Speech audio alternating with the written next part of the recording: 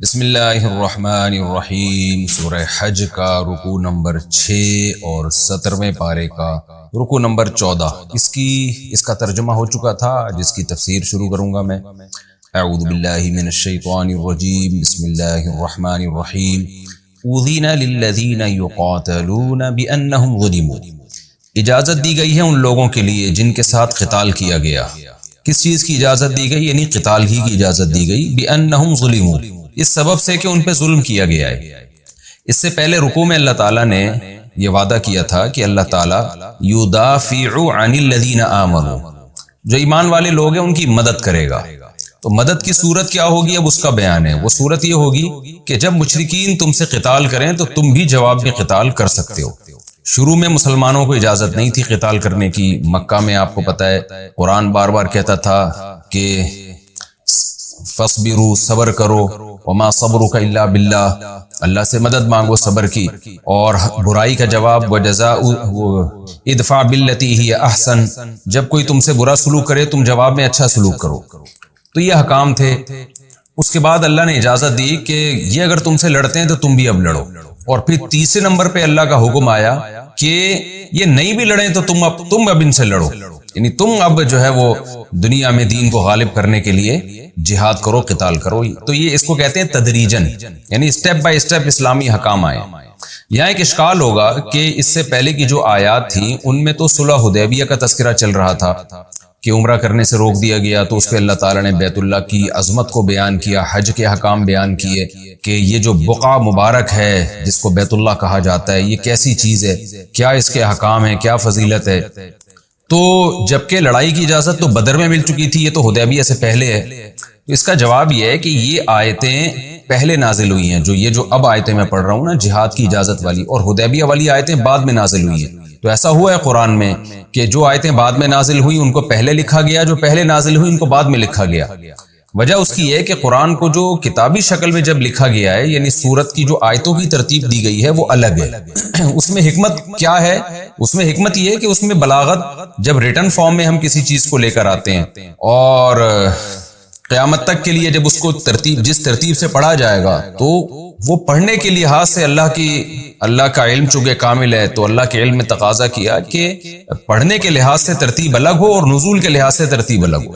اب پڑھنے کے لحاظ سے ترتیب ایسی کیوں رکھی گئی کہ جو جہاد کی آیتیں پہلے نازل ہوئی تھی ان کو اللہ نے بعد میں لکھا سورہ حج میں، اور حدیبیہ والی آیتیں، حدیبیہ والا واقعہ بعد میں ہوا اور ان آیتوں کو پہلے۔ تو اس میں علماء نے حکمت یہ بیان کی ہے کہ حدیبیہ کا جو واقعہ ہے اس میں اللہ نے وعدہ کیا نا کہ میں تمہاری مدد کروں گا، تو مدد کی یہ صورت بیان کی کہ تمہیں جہاد کی اجازت دی گئی ہے۔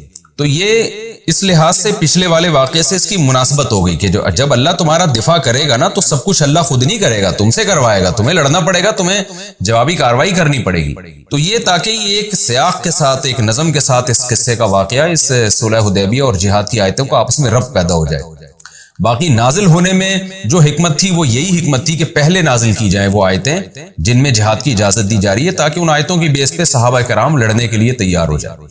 سوال یہ پیدا ہوتا ہے کہ یہ شروع میں صبر کا حکم کیوں تھا، بعد میں دفاعی جہاد کی اجازت دی گئی، پھر اقدامی جہاد کی؟ تو دفاع اور اقدام میں فرق یہ ہوتا ہے، دفاع کہتے ہیں کہ دشمن آپ پہ حملہ کرے تو آپ کو دفاع کرنے کی اجازت، اور اقدام کا مطلب ہوتا ہے کہ آپ خود بڑھ چڑھ کے دشمن پہ حملے کریں آپ۔ تو یہ اس لیے کہ اللہ نے دنیا کو دارالاسباب بنایا ہے۔ مکہ میں مسلمانوں کے پاس طاقت نہیں تھی، اور اگر اس وقت لڑنے کی اجازت ہوتی تو لڑائی میں فائدے کے بجائے نقصان تھا، مشرکین غالب آ جاتے۔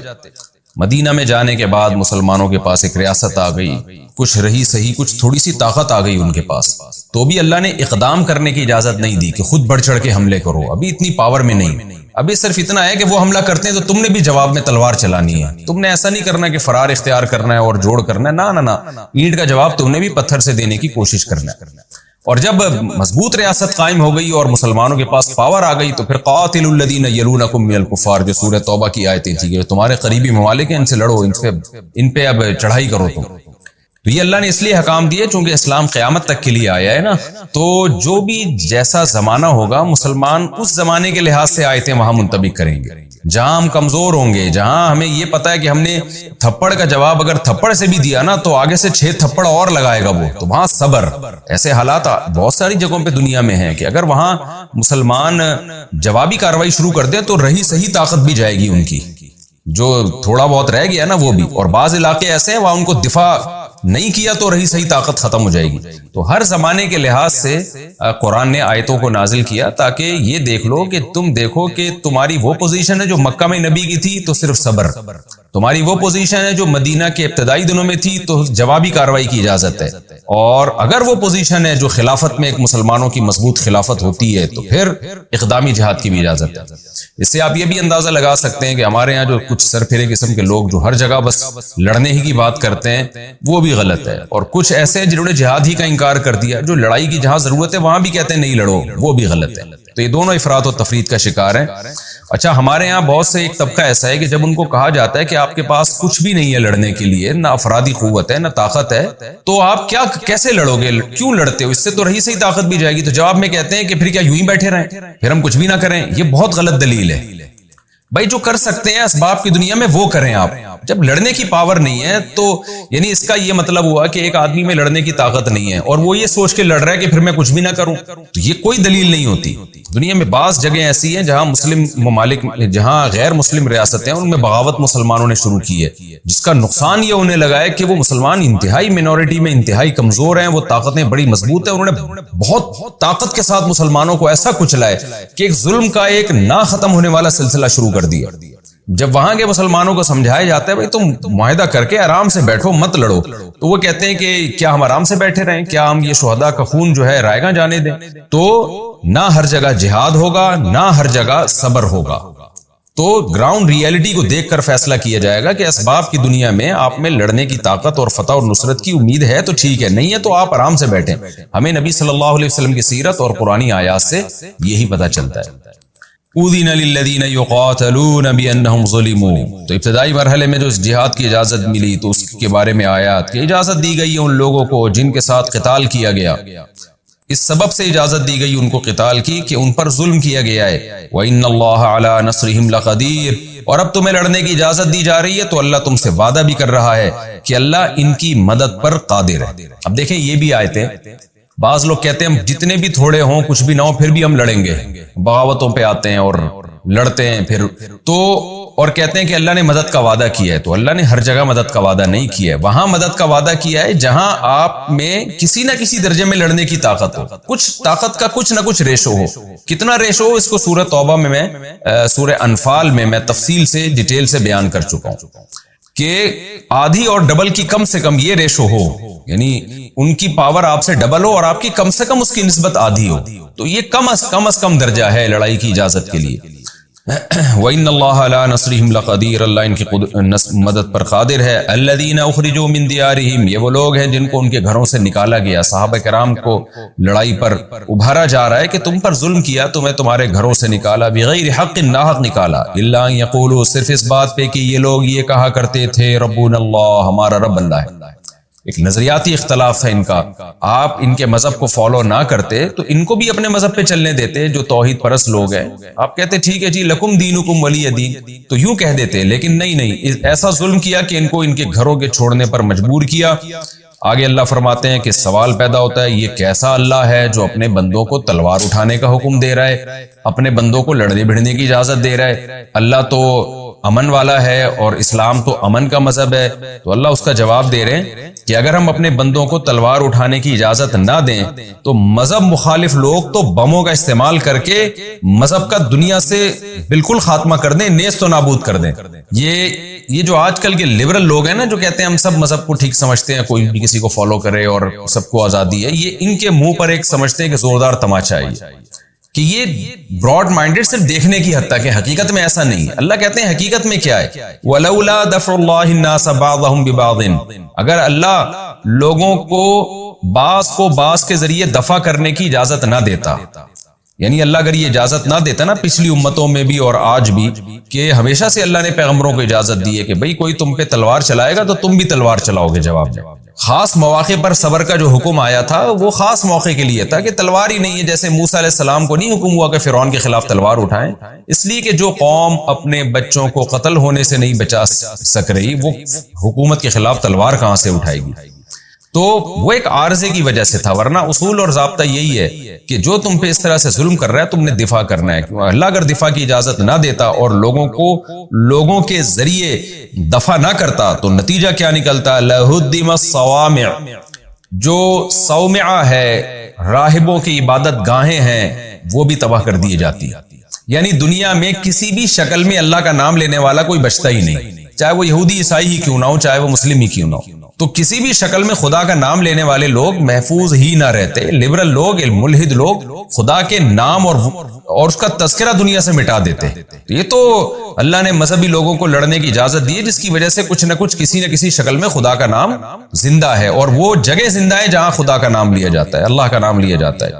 لہدم الصوامع، تو اللہ فرماتے ہیں کہ جو عیسائیوں کے جو راہبوں کی عبادت گاہیں ہیں وہ بھی تباہ کر دی جاتی، وبیع، اور عیسائیوں کے جو چرچ ہیں جو عام عبادت گاہیں ہیں وہ بھی تباہ کر دی جاتی، وصلوات، اور یہودیوں کی عبادت گاہیں بھی تباہ کر دی جاتی، ومساجد یذکر فی اسم اللہ کثیرا، اور وہ مسجدیں بھی تباہ کر دی جاتی ہیں جن میں اللہ کا بہت کثرت سے نام لیا جاتا ہے۔ اس میں مسجد کی فضیلت بھی بیان کر دی گئی ہے کہ ان تمام عبادت گاہوں میں خدا کا نام، اللہ کا نام اتنی کثرت سے نہیں لیا جاتا جتنا مسجدوں میں لیا جاتا ہے۔ تو 5 ٹائم اذانیں ہوتی ہیں، 5 ٹائم اللہ کو یاد کیا جاتا ہے، اس کے علاوہ بھی لوگ عبادت کرتے ہیں مسجد میں، تو یہ ساری وہ جگہیں جہاں اللہ کو یاد کیا جاتا ہے سب ملیا میٹ کر دی جاتی، لیکن وَلَيَنْصُرَنَّ اللَّهُ مَن يَنْصُرُهُ، اللہ ضرور اس کی مدد کرے گا جو اللہ کی مدد کرے گا۔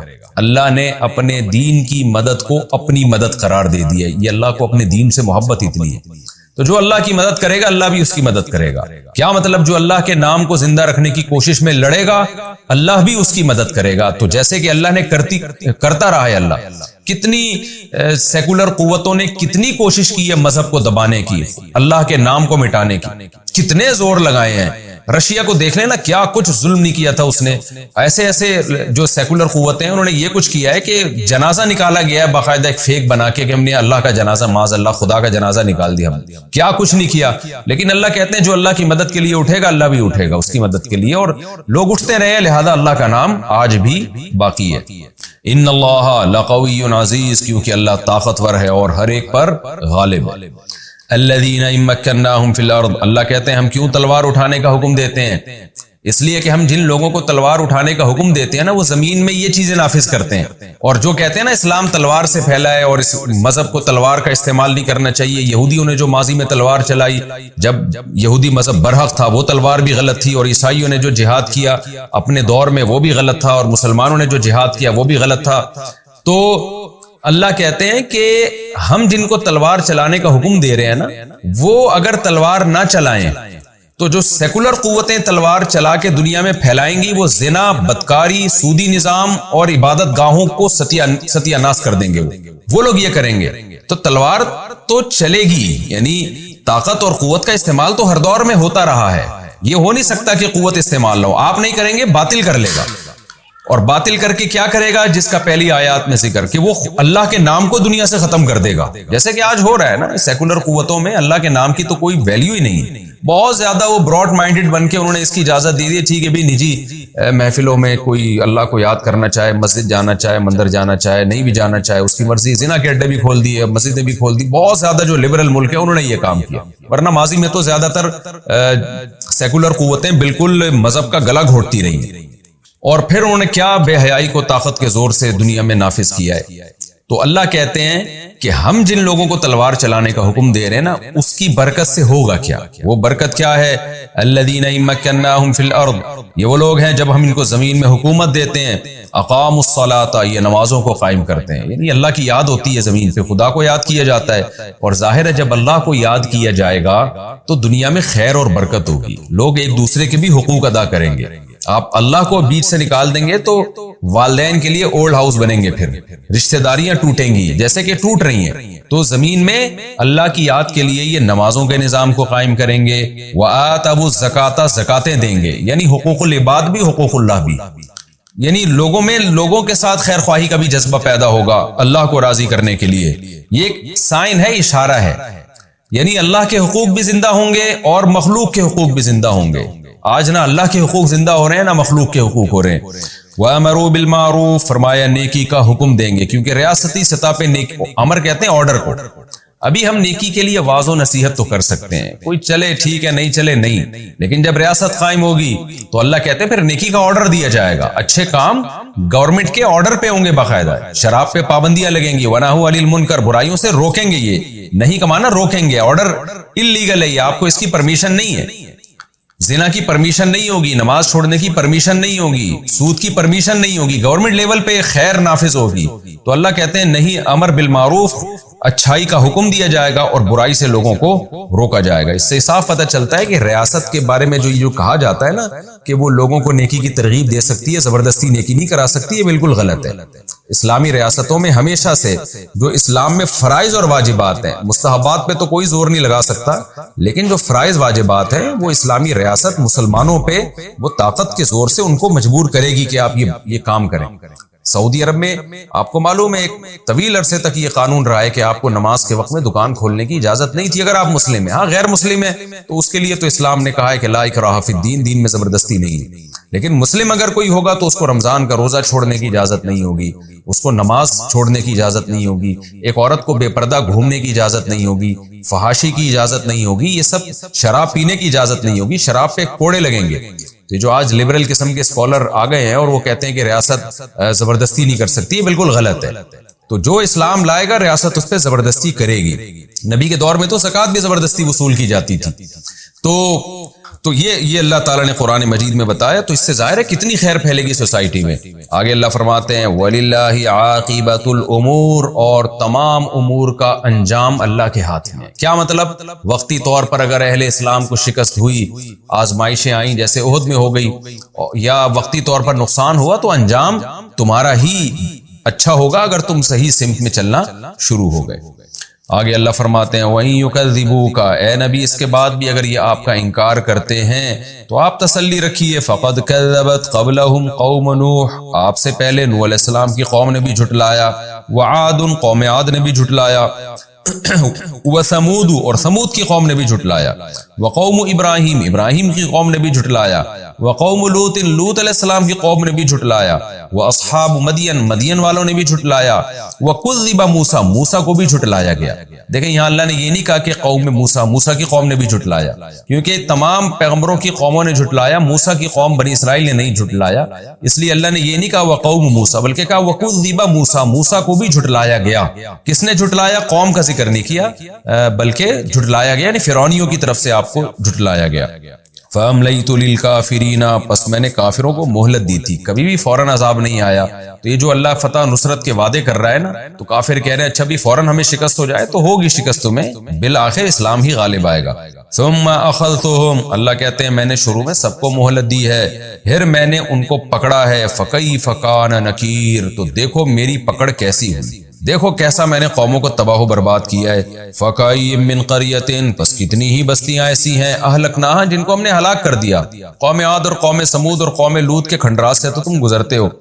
وَهِيَ ظَالِمَةٌ، وہ ظلم کیا کرتی تھی. فَهِيَ خَاوِيَةٌ عَلَى عُرُوشِهَا، یہ اپنی چھتوں کے بل اوندھی پڑی ہوئی ہیں، مکان الٹ گئے ان کے اوپر. وَبِئْرٍ مُعَطَّلَةٍ، اور کتنے کنویں بیکار پڑے ہوئے ہیں. جاتے ہو جب تم سفر میں دیکھتے ہو قوموں کے کیسے کنویں، جب نبی صلی اللہ علیہ وسلم قوم سمود کے قریب سے گزرا کرتے تھے تو وہاں کنویں تھے بیکار معطل پڑے ہوئے تھے. تو کتنے کنویں ہیں جو بیکار ہو گئے جہاں کبھی رش لگا کرتا تھا. وقصر مشید، اور مضبوط محلات آج وہ بھی معطل پڑے ہوئے ہیں، کوئی میں رہنے والا نہیں ہے. اس لیے آگے قرآن کہتا ہے افلم یسیروا فی الارض، تو کیا یہ لوگ زمین میں چلتے پھرتے نہیں. فتکون لہم قلوب یعقلون بها، تو ان کے لیے دل ہوتے جن کے ذریعے یہ سمجھتے. یعنی کیا یہ زمین میں چلے پھرے نہیں ہیں کہ پھر ان کے سینے میں دل ہوتے اور اس سے یہ عقل حاصل کر کے دیکھ کے عبرت پکڑتے. او آذان یسمعون بها، یا ان کے کان ہوتے جس سے یہ سنتے، عبرت کی باتیں سنتے. پھر آگے اللہ خود فرماتے ہیں فَإِنَّهَا لَا تَعْمَى الْأَبْصَارُ، بات اصل میں یہ ہے کہ آنکھیں اندھی نہیں ہوتی، آنکھوں سے اپنی دیکھ رہے ہیں سب تباہی کے اور بربادی کے نشانات اور اللہ کی قدرت کے دلائل. تو آنکھیں اندھی نہیں ہوتی، ولیکن تعمی القلوب التی فی الصدور، لیکن وہ دل اندھے ہو جاتے ہیں جو سینوں میں چھپے ہوئے ہیں، ان کی بصیرت کی آنکھیں اندھی ہو جاتی ہیں، تو ان کی بھی آنکھیں ہیں، کان بھی ہیں سننے کے لیے، نصیحت سننے کے لیے، لیکن وہ دل اندھے ہو چکے ہیں جو سینوں کے اندر چھپے ہوئے ہیں۔ وَيَسْتَعْجِلُونَكَ بِالْعَذَابِ، پھر یہ لوگ عذاب میں جلدی مچاتے ہیں۔ وَلَن يُخْلِفَ اللَّهُ وَعْدَهُ، آپ کہہ دیجئے کہ اللہ اپنے وعدے کی ہرگز خلاف ورزی نہیں کرے گا، عذاب آ کر رہے گا۔ وَإِنَّ يَوْمًا عِندَ رَبِّكَ كَأَلْفِ سَنَةٍ مِّمَّا تَعُدُّونَ، اور جس عذاب کا یہ مطالبہ کر رہے ہیں کہ قیامت آ جائے جلدی، تو اللہ کہتے ہیں وہ اتنا سخت عذاب ہے کہ ایک دن تیرے رب کے نزدیک کألف سنۃ، 1000 سال کے برابر ہوگا، مما ان دنوں کے حساب سے تعودون جن کو تم شمار کرتے ہو، یعنی جو تم روز مرہ 24 گھنٹے کا دن جو شمار کرتے ہو، تو قیامت کے دن وہ 1000 سال کا ہوگا۔ تو یعنی ان کی حماقت بیان کی جا رہی ہے کہ وہ دن اتنا لمبا ہوگا اور یہ اس دن کی جلدی مچا رہے ہیں کہ جلدی آئے وہ دن۔ وَكَأَيٍّ مِّن قَرْيَةٍ أَمْلَيْتُ لَهَا، اللہ نے دوبارہ اسی بات کا تکرار کیا کہ اس عذاب سے پہلے دنیا کے عذابوں کو دیکھ لو، کتنی بستیاں ایسی ہیں جن کو ہم نے مہلت دی تھی، وَهِيَ ظَالِمَةٌ، جو بڑی ظلم کرنے والی تھی، ثُمَّ أَخَذْتُهَا، پھر میں نے ان کو پکڑ لیا، وَإِلَيَّ الْمَصِيرُ، اور لوٹ کر میری ہی طرف تم سب نے آنا ہے۔ یہ بھی ہمارا رکوع الحمدللہ کمپلیٹ ہو گیا۔ اس رکوع میں اہم ترین دفاعی جہاد کی اللہ نے جو اہل اسلام کو اجازت دی اس کا تذکرہ، اور جہاد کے جو مختصر احکام ہے وہ میں پہلے سورہ توبہ میں، سورہ انفال میں بھی بیان کر چکا ہوں، اور یہاں بھی کچھ مختصر میں نے بیان کر دیے۔ اب ہم اگلے رکوع کی طرف چلتے ہیں۔ جہاد کے بارے میں جب بھی کوئی کہا کرے نا اسلام تلوار سے پھیلا ہے، تو ان سے فوراً بول دیا کریں کہ کفر نے کیا پھیلایا، اسلام نے تلوار سے اخلاقیات، صلہ رحمی، نمازوں کو پھیلایا ہے نا، زنا کو روکا ہے۔ تو ان لوگوں نے زنا، شراب اور ہومو سیکسولیٹی اور اولڈ ہاؤس کا نظام اور قطع رحمی اور رشتہ داری کا سارا نظام توڑ ڈالنا، یہ سب چیزیں انہوں نے بموں کے زور سے پھیلائی ہیں۔ اب ہم اگلے رکوع کی طرف چلتے ہیں جی۔ سورہ حج کا رکوع نمبر 7 اور 17ویں پارے کا رکوع نمبر 14، حسب معمول مختصر گرامر لفظی ترجمے کے ساتھ، پھر انشاءاللہ اس کی تفسیر ہوگی۔ ہم ترجمہ شروع کرتے ہیں۔ بسم اللہ الرحمن الرحیم۔ قل یا ایھا الناس، آپ کہہ دیجئے کہ اے لوگو، انما، میں تو صرف، انا، میں، لکم نذیر مبین، تمہارے لیے صرف ایک ڈرانے والا ہوں واضح طور پر۔ فالذین آمنوا، پس جو لوگ ایمان لائے، وعاملوا الصالحات، اور نیک اعمال کیے انہوں نے، لہم مغفرۃ، ان کے لیے مغفرت ہے، ورزق کریم، اور عزت کا رزق ہے ان کے لیے۔ والذین سعوا، اور وہ لوگ جنہوں نے کوشش کی، دوڑ لگائی، یہاں کوشش کے معنی میں سعی، فی آیاتنا، ہماری آیات میں۔ کیسے ہماری آیات میں کوشش کی؟ معاجزینا، کہ وہ ہمیں ہرانا چاہتے ہیں، یعنی ہماری آیات میں عیب تلاش کر کر کے اور کجی تلاش کر کر کے، معاجزینا، ہمیں گویا ہرانا چاہتے ہیں، یعنی ہمارے دین پہ غالب آنا چاہتے ہیں، ہمیں ہرانا چاہتے ہیں، تو یعنی ہمیں ہراتے ہوئے، عاجز بناتے ہوئے۔ اولئک اصحاب الجحیم، یہ وہ لوگ ہیں جو جہنم والے لوگ ہیں۔ وما ارسلنا من قبلک من رسول، اور نہیں بھیجا ہم نے آپ سے پہلے کوئی رسول، ولا نبی، اور نہ کوئی نبی، الا اذا تمنا، مگر یہ کہ اس پیغمبر نے جب بھی تلاوت کی ہے، تمنا امنیہ کہتے ہیں تلاوت کرنے کو بھی، ظاہری الفاظ سے جب کسی چیز کو پڑھتے ہیں نا، جیسے کہ سورہ بقرہ میں بھی آیت گزری ہے کہ وَمِنْهُمْ أُمِّيُّونَ لَا يَعْلَمُونَ الْكِتَابَ إِلَّا أَمَانِيَّ، کہ ان میں بہت سے ان پڑھ ہیں جو کتاب میں صرف ظاہری الفاظ کو جانتے ہیں۔ امانیہ، وہاں بھی امنیہ کی جمع امانی، تو وہاں بھی امانیہ کا لفظ۔ تو ظاہری الفاظ جب ہم پڑھتے ہیں نا کسی چیز کے، تو اس کو امنیہ کہا جاتا ہے، اور امانی اس کی جمع آتی ہے، اور تمنا اس پڑھنے کے عمل کو کہا جاتا ہے، باب تفاعل سے، اصل میں تمنین تھا، تمنا یا تکلفہ کی طرح۔ وما ارسلنا من رسول، وما ارسلنا من قبلک من رسول ولا نبی، اور نہیں بھیجا ہم نے آپ سے پہلے کسی رسول کو اور نہ کسی نبی کو، الا، مگر، اذا تمنا، جب انہوں نے تلاوت کی، یعنی ظاہری الفاظ پڑھنا شروع کیے جو وحی پہ نازل ہوئے تھے اور انہوں نے لوگوں کے سامنے پڑھنا شروع کیے، القى الشیطان فی امنیتہ، تو شیطان نے ان کی تلاوت میں القاء کیا۔ القاء کا مطلب وسوسے کو القاء کیا، تفسیر میں ڈیٹیل آئے گی انشاءاللہ۔ فینسخ اللہ ما یلقی الشیطان، پھر اللہ نے مٹا دیا اس چیز کو جو شیطان نے ڈالی تھی، یعنی القاء جو شیطان نے کیا تھا اللہ نے اس کو ختم کر دیا۔ ثم یحکم اللہ آیاتہ، پھر اللہ نے اپنی آیتوں کو محکم کر دیا، مضبوط کر دیا پہلے سے بھی زیادہ۔ واللہ علیم حکیم، اللہ جاننے والا اور حکمت والا ہے۔ اور یہ سب کچھ کیوں ہوا؟ لیجعل ما یلقی الشیطان، تاکہ بنا ڈالے اللہ اس چیز کو جو شیطان نے ڈالی تھی. کیا بنا ڈالے؟ فتنۃ للذین فی قلوبہم مرض، فتنے کا ذریعہ بنا دے ان لوگوں کے لیے جن کے دلوں میں مرض ہے، شک کا مرض ہے، وہم کا مرض ہے، ان کے لیے فتنے کا ذریعہ بنا دے شیطان کے القاء کو.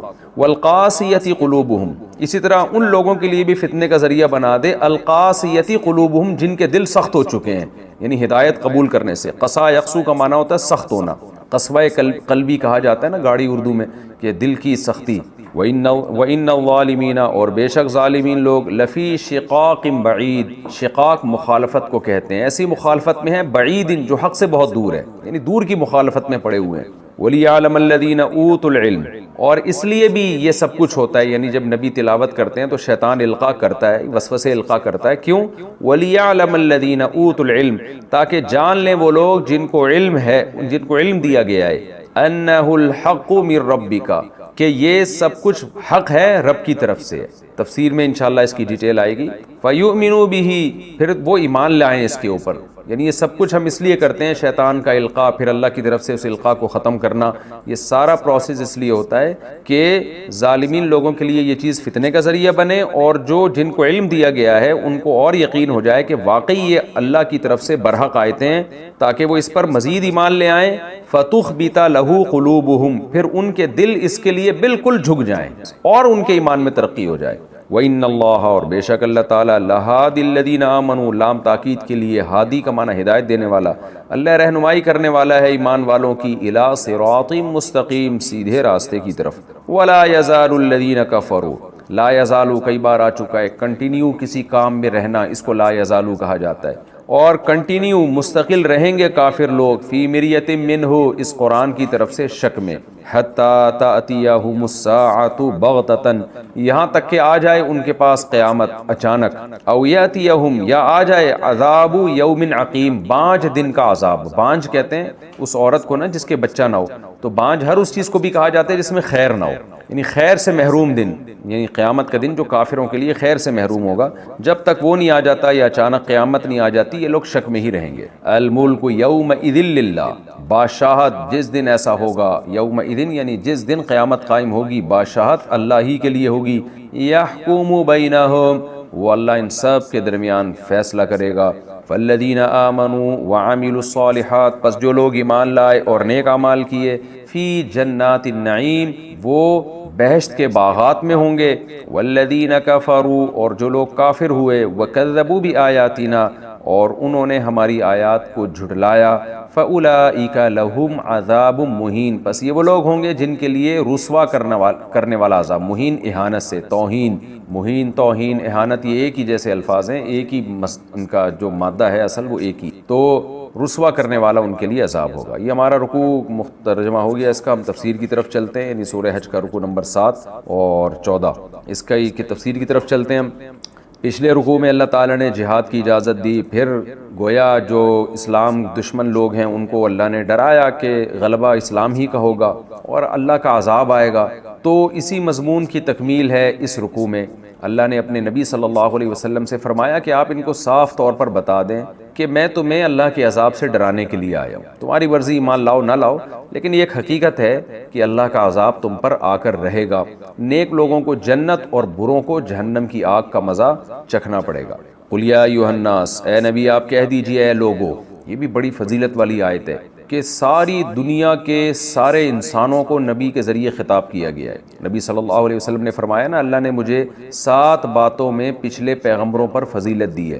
ان 7 باتوں میں ایک بات یہ بھی ہے کہ ہر پیغمبر ایک خاص قوم کی طرف آئے، اور اللہ نے مجھے ساری دنیا کے سارے انسانوں کی طرف بھیجا قیامت تک کے لیے. تو یہ جو پیغام ہے نا، یا ایھا الناس، یہ نبی کے ذریعے پیغام اللہ نے ساری دنیا کے سارے انسانوں کو. آج بھی کوئی کافر جب یہ غیر مسلم یہ آیت پڑھے گا نا تو اس کو بھی اس سے خطاب ہو رہا ہے کہ اے نبی آپ ان کو بتا دیں میں سب کو ڈرانے کے لیے آیا ہوں. تو ہمارے نبی ساری دنیا کے ساری قوموں کے سارے انسانوں، مردوں عورتوں، سب کے پیغمبر ہیں. اس لیے حکم دیا گیا، قل یا ایھا الناس، اے نبی آپ کہہ دیجئے اے انسانوں، انما انا لکم نذیر مبین، میں تمہارے لیے صرف ڈرانے کے لیے آیا ہوں، تمہیں پیغام دوں گا اور چلا جاؤں گا. میرا موضوع یہ ہے، میڈیکل سائنس پیغمبر کا موضوع نہیں ہے، دنیا کی بزنس تجارت یہ پیغمبر کا موضوع نہیں ہے. پیغمبر کا موضوع ہے مقصد حیات بتانا، یہ بتانا کہ تم دنیا میں آئے کیوں ہو اور تم سے قیامت کے دن کن چیزوں کا سوال ہوگا، بس باقی یہ ہماری ہے کہ ہم نے کھانا کیا ہے، کب سونا ہے، کب جاگنا ہے، یہ اسلام کا اصل ٹاپک نہیں ہے۔ آج لوگ ہر چیز کو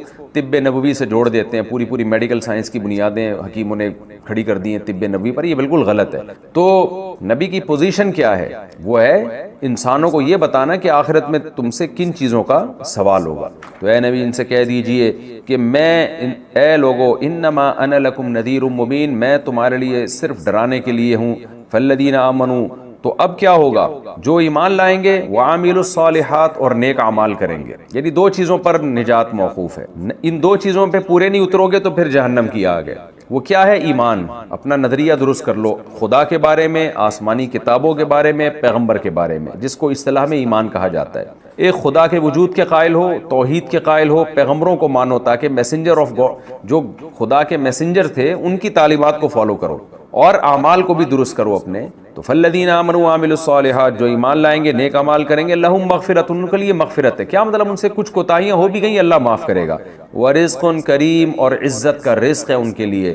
والذین سعوا فی آیاتنا معاجزین، اور جو لوگ کوشش کرتے ہیں ہماری آیات میں ہمیں ہرانے کے لیے، یعنی ہماری آیات میں عیب تلاش کرتے ہیں، عیب نہیں ہے لیکن جس کی طبیعت میں ٹیڑھا پن ہے، کجی ہے، وہ تو منفی چیز ہی یعنی وہ تو ہر مثبت چیز سے بھی منفی چیز نکال کے لے آتا ہے۔ تو جیسے کہ مشرکین کرتے رہتے تھے کچھ نہ کچھ اعتراض، تو اعتراض کرنے والوں کا تو منہ کبھی بند ہی نہیں ہوتا۔ تو اللہ کہتے ہیں، میں نے بتایا بار بار قرآن میں کہ قرآن یا تو کامیاب ترین لوگوں کا تذکرہ کرتا ہے یا ناکام ترین لوگوں کا، یعنی قرآن کی عادت ہے کہ درمیانے طبقے کو نہیں بیان کرتا۔ کامیابی میں ایکسٹریم لیول پہ جو کامیاب ہیں ان کو بیان کرے گا، یا ایکسٹریم لیول پہ جو ناکام ہیں۔ تو ایکسٹریم لیول پہ کامیاب وہی ہیں جو ایمان بھی ہو، نیک اعمال بھی ہوں، اور انتہائی درجے کے ناکام وہ ہیں جو کافر بھی ہوں اور اسلام دشمن بھی ہوں۔ تو اس لیے اللہ نے اسلام دشمنوں کا تذکرہ کیا کہ وہ لوگ جو ہماری آیات میں ہمیں ہرانے کے لیے، یعنی اسلام کو مغلوب کرنے کی کوشش کرتے ہیں، اولئک اصحاب الجحیم، یہ جہنم والے لوگ ہیں۔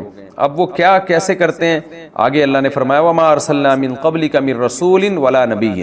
ہوتا یہ ہے کہ نبی صلی اللہ علیہ وسلم پہ جب بھی آیات نازل ہوئی، آپ کو پتہ ہے کہ جو پروپیگنڈا کرنے والے لوگ ہوتے ہیں نا، پوری بات کبھی نہیں سنتے، وہ ہمیشہ ادھوری بات سے ایک باطل چیز کی بنیاد رکھ کے پروپیگنڈا کرتے ہیں۔ تو مشرکین بھی یہی کیا کرتے تھے، جب قرآن کی کوئی آیت نازل ہوتی تو اس کے بارے میں ان کو کچھ اشکالات ہوتے، وہ فوراً، یہ نہیں کہ نبی سے اس اشکال کا جواب پوچھیں، یا ہو سکتا ہے اگلی آیت میں اس اشکال کا جواب آ جائے، وہ فوراً اس پہ پروپیگنڈا شروع کر کے وسوسے پھیلانا شروع کر دیتے تھے، اور شیطان بھی ان کے دل میں وسوسے ڈالتا تھا کہ دیکھو اس آیت میں تو یہ ہے، یہ تو اس کا تو یہ مطلب ہے، اس کا تو یہ مطلب ہے۔ جیسے آج آپ دیکھا ہوگا بعض اسکالرز کا کام ہے کہ لوگوں کی عیب ہی تلاش کرتے رہنا ہر وقت بیٹھ کے، تو وہ مشرکین یہ کام کرتے تھے۔ تو اللہ نے بتایا کہ یہ کام بھی ہمیشہ سے ہوتا رہا ہے، جب بھی پیغمبروں پہ آیتیں نازل ہوتی ہیں، جب وہ پڑھ کے سناتے ہیں، تو جو بھی جن کے دلوں میں مرض ہوتا ہے نا، نفاق کا مرض یا شک کا مرض یا وہمی ہوتے ہیں، وہ شیطان ان کے دل میں وسوسے ڈالنے میں کامیاب ہو جاتا ہے۔ پھر اللہ تعالیٰ آیتیں نازل کر کے ان اشکالات جو ان کے دماغوں میں پیدا ہو رہے ہیں ان کا جواب دیتا ہے۔ تو جو ایمان والے لوگ ہیں ان کا ایمان اور زیادہ بڑھ جاتا ہے، اور جو بے ایمان لوگ ہیں وہ اس جواب کے بعد بھی مطمئن نہیں ہوتے۔ تو یہ نبی کو چونکہ اس عمل سے بہت تکلیف ہوتی تھی، تو اللہ نے نبی کو تسلی دی ہے کہ یہ بھی آپ کے ساتھ فرسٹ ٹائم نہیں ہو رہا، تمام پیغمبروں کے ساتھ ایسا ہوا ہے۔ تو اسی مضمون کو اللہ نے قرآن میں بیان کیا، وما ارسلنا من قبلک من رسول ولا نبی، کہ ہم نے کوئی پیغمبر آپ سے پہلے کوئی رسول یا نبی نہیں بھیجا، الا اذا تمنا، مگر جب بھی انہوں نے آیات کی تلاوت کی ہے، القى الشیطان فی امنیتہ، شیطان نے اپنا کام کیا اس تلاوت میں، القاء کیا، القاء کا مطلب وسوسے القاء کیے، یعنی اس تلاوت کے بیچ میں سامنے والے جو لوگ ہیں نا ان کے دلوں میں وسوسے ڈالے ہیں کہ اچھا اس کا تو یہ، اس سے تو یہ سب پتہ چل رہا ہے، یہ تو غلط بات ہو رہی ہے۔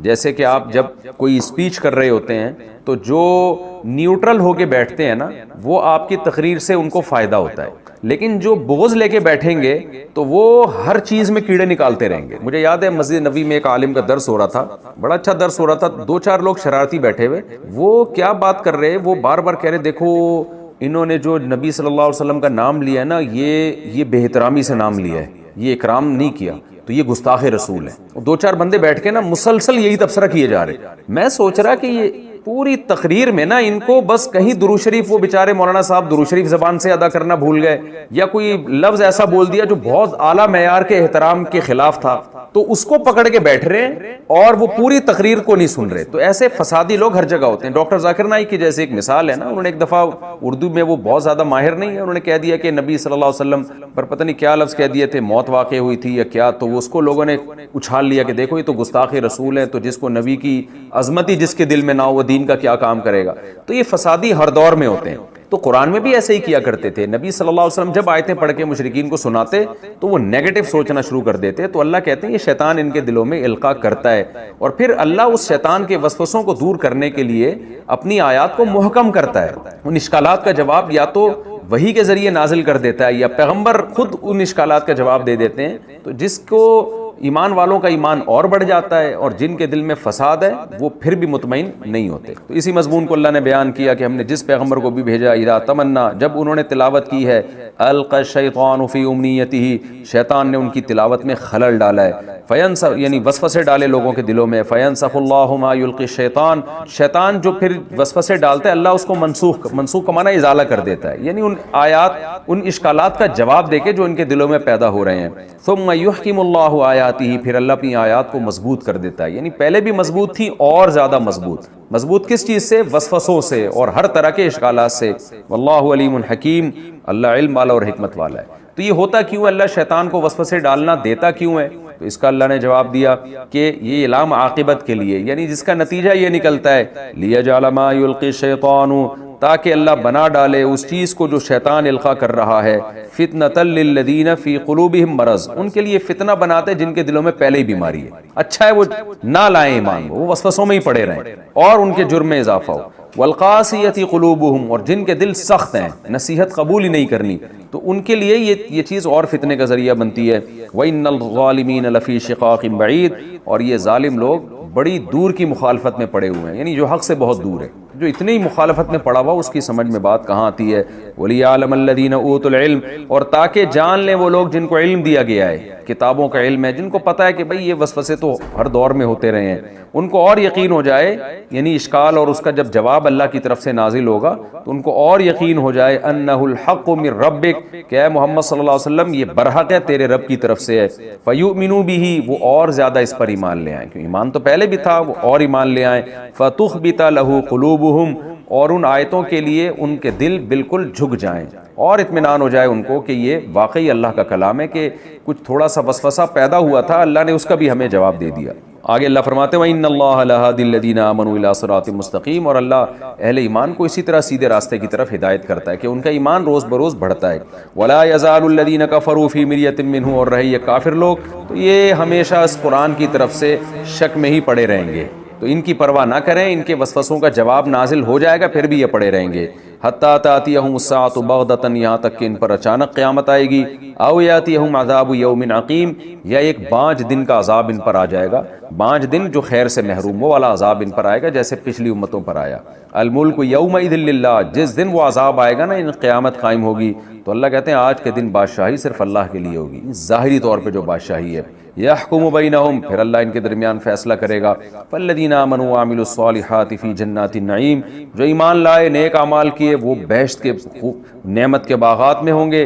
اور جنہوں نے کفر کیا اور ہماری آیات کا انکار کیا، یہ وہ لوگ ہوں گے جن کو رسوا کرنے والا عذاب ہو. یہ ہمارا رکوع الحمدللہ کمپلیٹ ہو گیا. یہاں ایک اہم بات یہ کہ یہ جو آیت ہے نا قرآن مجید کی، کہ ہم جب بھی آیتیں نازل کرتے ہیں تو شیطان اس میں القاء کرتا ہے. اس میں ایک ضعیف روایت بھی ہے، موضوع روایت، بعض نے تو موضوع کہا اس کو، کہ نبی جب تلاوت کر رہے تھے تو دوسری کوئی غلط آیتیں بھی آپ نے پڑھنا شروع کر دیں، تو مشرکین نے کہا کہ یہ کیا پڑھ رہے ہیں.